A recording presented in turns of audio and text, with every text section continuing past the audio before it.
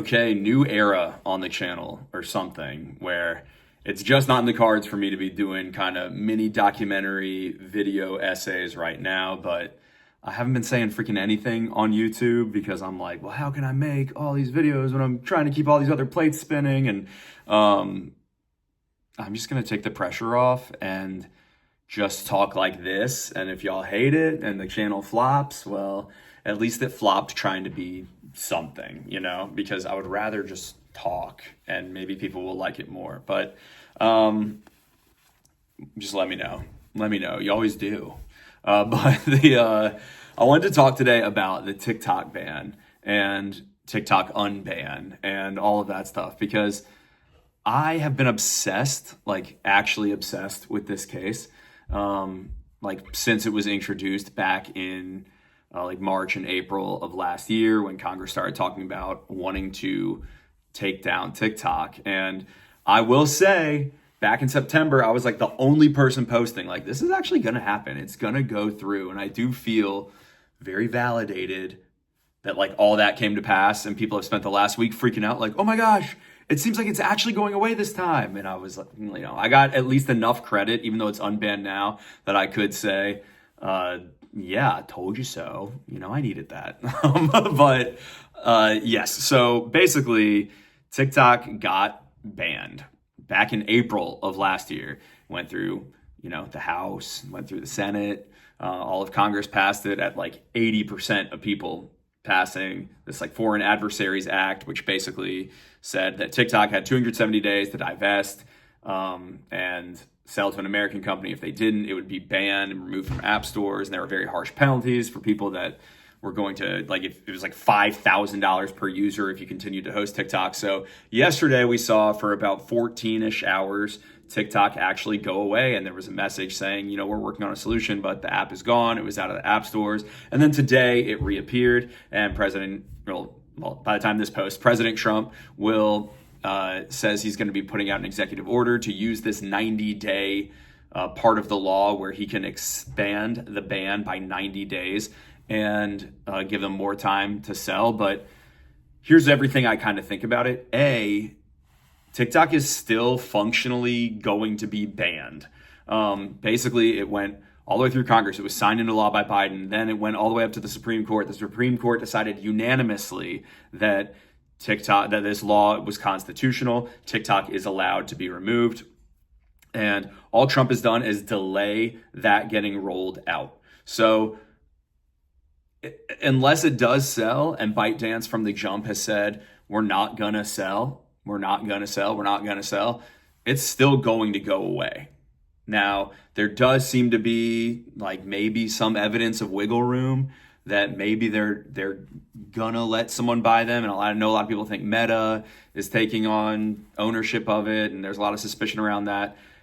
I haven't seen any of that, but all this has done is delay this inevitable kind of like cultural epicenter, 170 million American users, from the kind of ban so far. Now, I've seen a lot of people say this was all just a plan, a master plan. This is what Trump wanted. He's the one that introduced this ban back in the day. And I don't think that makes any sense, frankly, because Trump did try to ban TikTok back in 2020 with an executive order, which was shot down. And then everything that rolled out in the last year was completely bipartisan, a new law, not an executive order, a new law brought by Democrats and Republicans. You had Blinken and Mitt Romney and Nikki Haley and Chris Murphy and, like Mark Warner, all these people that are on different sides of the aisle, united in wanting TikTok to not be in existence in America. And there's the stated reason, which is security concerns around data. There are my suspected reasons and everyone else's, which is like, man, this is just a place with unregulated conversation, at least by our government. And there's especially like a big anti-war sentiment on TikTok and maybe a desire among Congress to shut that down. And, who's to say? The public face of it is that it's just about data and the Chinese having our data.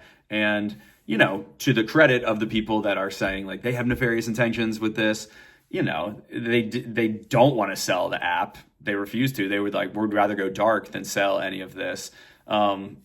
that is kind of weird. And so there's maybe points on the board for them. But on the other hand, there's kind of the free speech argument of people should be able to say what they want. This is the best platform for quick, funny, interesting, cool communication. And that's what the people like. And what are you going to say to that? So, when it comes to the music industry, I think that this has been an incredible platform for people to be able to launch their careers.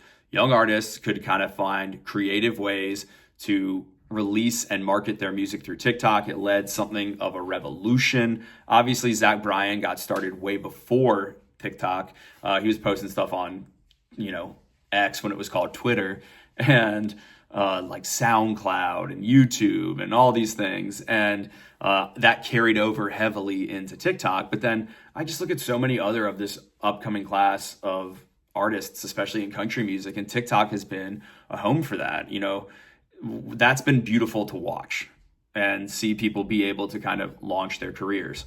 There's another side of it that's been interesting where TikTok has become so the way that music is kind of put out into the world that the entire system, all the labels and everything else have figured out that this is where music is marketed and made popular. And I don't know, to me, TikTok has kind of been diminishing returns on the kind of launching music front because people are almost, I feel like it's training a generation of musicians to be more of kind of content machines than artists. And the ones that can kind of thread the needle and make a true piece of art with an album and still foster community on TikTok, and it's rolled out right. It's beautiful to watch, but I do think there's a lot of just mimicry. Like that app is about mimicry. You see someone else do a dance, you want to try a dance. And you see someone else write a song like this, you want to write a song like this. And in some ways, I kind of think it has become the tail that wags the dog of the music industry. Every label is just looking at TikTok numbers. Is this having a big viral moment? Is this something we should sign? Do we need to talk to, this kid or that kid? It's sort of sometimes soul crushing. Because I think the beautiful part that I was describing of artists being able to launch their own career, that's amazing. Then the industry figuring out that this is what they're doing and kind of meeting them halfway. I kind of hate this mix of what's happening because I see what's happening as basically young enterprising artist puts out a song that connects with people. The machine of old media and big money sees that and is we want to get on board because this is moving on social media and we know that that's how things happen. Heck, that's how Dash's song Austin happened. And suddenly people that don't really have experience, maybe gigging or writing or knowing who they are artistically, are getting big deals and they're not ready for it. And so they kind of fizzle. And then the label is well, shoot, that seemed like a good investment. And the kid's man, that seemed like a good opportunity, but now everyone's lost. And so there's a part of me that was almost excited a little bit to see what was going to happen if the app went away and what types of marketing would still exist and what types of development would still exist. And at least in the music space, because would it lead to another musical revolution? If TikTok was the musical revolution when it arrived, would it going away create another one where the live performance matters more, where people, maybe music videos become popular again? I don't know. It's easy to just sound like a boomer and be we need things like they used to be. We need to just take the time and develop artists like they used to. But there was a piece of me that was interested in that for sure.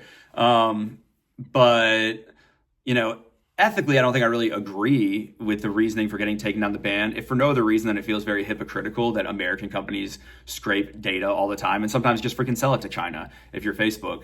And suddenly we are pointing out this one. At the same time, I understand some of the arguments made in the law, but more than anything, I don't really feel like I have a side as much as I'm just an observer at kind of seeing how this is all unfolded. And the way TikTok has been in the music industry it can't be denied. At this point, all digital marketing money from labels is likely going into rollout on social media. You're paying influencers to use sounds. Sounds get popular. That's how songs spread and get popular. Everyone's kind of tapped into that game now. That was kind of a secret 2 years ago. It's not really anymore. That's the name of the game. There are still organic trends that come, but a lot of it's, fabricated, and more power to the industry. It's always been, that's what marketing is. It's fabricating hype until it's real hype. But, yeah, I feel like once I saw behind the curtain, I got really depressed about music for a while. In general, lately, I felt like I've gotten like depressed about music for a while because I think when I moved here, I underestimated that making music like my whole life would make me hate it for a bit. You know, when I was in Virginia, I was an hour away from my family. I had my friends. I had a church. I had I worked other jobs when I started this YouTube channel, and this was always my hobby. And then I came here, and then it's like you're producing, managing, working like kind of for a label, and I was just like, this is too much. I need to go make friends outside of this space and talk about something other than like a Dylan Gossett song where I'm gonna hate everything. And that's actually been good, kind of why I'm back now. I'm like, oh, I'm kind of not hating music now. But those are my thoughts, kind of, sorry, tangent, but I really want to do these kind of as least editing as I can. But those are sort of my thoughts on the TikTok ban. I'm sure I forgot something, but hey, hi again. And tell me if this is just totally not workable for you, then I won't do videos like this. But to me, this just feels like this is the stage of life that I'm in. And what do you think is going to happen with TikTok? That was kind of rambling and like all over the place, but hey, we did it.